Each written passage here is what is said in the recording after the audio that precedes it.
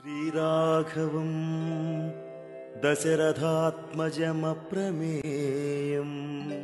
ఓం సీతారామాభ్యాం నమః. త్రిపురాసుర సంహారం చేయటం కోసం దేవతలు శివుడికి ఇచ్చారు. ఇక రెండవది విష్ణుమూర్తికి ఇచ్చారు.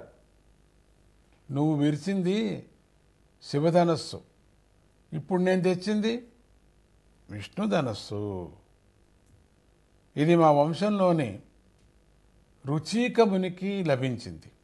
తర్వాత మా తండ్రి గారు అయినటువంటి జమదగ్నికి లభించింది. ఆయన మహాత్ముడు. అంతటి ఆయనను కార్తవీర్యార్జునుడు దారుణంగా సంహరించాడు తెలుసా. నాకు పట్టరాని కోపం వచ్చేసింది. కోపంతో క్షత్రియ వంశాలను అంతం చేశాను. ఈ భూమిని నా వశం చేసుకున్నాను. తర్వాత కశ్యపుడికి ఇచ్చేశాను. మహేంద్ర పర్వతం మీద తపస్సు చేసుకుంటుంటే నీ గురించి తెలిసిందయ్యా. నువ్వు క్షత్రియుడివైతే విల్లు ఎక్కుపెట్టు, నాతో యుద్ధం చేయి అన్నాడు పరశురాముడు. శ్రీరాముడు మానవావతారంలో ఉండినటువంటి విష్ణుశక్తి అశాంతంగా విని, మీ గురించి ఇదివరకే నేను విన్నాను, నా క్షత్రాన్ని చూపమంటన్నారు, మీరు నన్ను అవమానిస్తున్నారు, నా క్షాత్రాన్ని అంటే నా బలాన్ని చూపమంటున్నారు మీరు, పర్వాలేదు ఇప్పుడు చూడండి నా యొక్క పరాక్రమం అని పరశురాముని చేతిలో నుండి విల్లు బాణాలను లాక్కొన్నాడు. ఇప్పించుకోలేదు, లాగేసుకున్నాడు బాగా.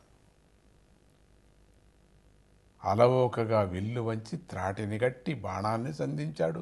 పరశురామ, నువ్వు బ్రాహ్మణుడివైపోయావు, విశ్వామిత్ర మునీంద్రులకు బంధువయ్యావు.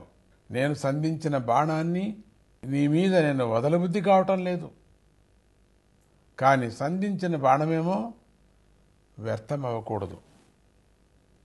దీంతో నువ్వు నడిచే శక్తిని ఖండించనా, లేక నువ్వు సంపాదించుకున్నటువంటి పుణ్యలోకాల శక్తిని సంహరించనా అన్నాడు.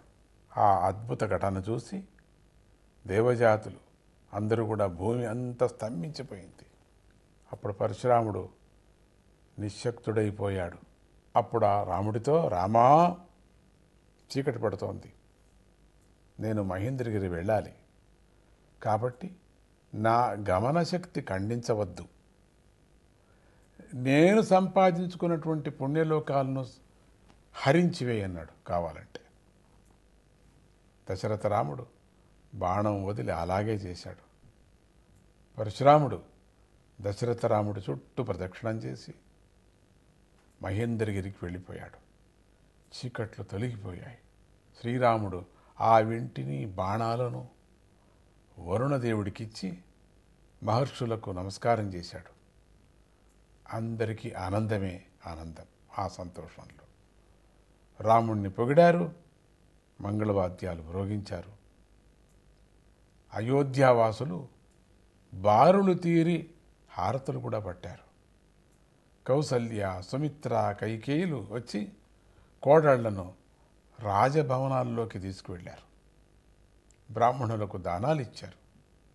ఆ సమయంలో దశరథుడు భరతుడిని పిలిచి, మీ మేనమామ యుధాజిత్తు నిన్ను పంపించమన్నాడు, నువ్వు ఆయనతో వెళ్ళు, మీ తాత ఆనందిస్తాడని భరత శత్రుఘ్నులను పంపించాడు. రామలక్ష్మణులు ఇద్దరూ తండ్రికి సేవలు చేశారు. రాముడు తండ్రి ఆజ్ఞను పాటిస్తూ ప్రజల మంచి చెడ్డలను ఏమేమి ఉన్నాయో వాళ్ళది కష్టసుఖాలంతా కూడా విచారిస్తూ రాజ్య కార్యాలను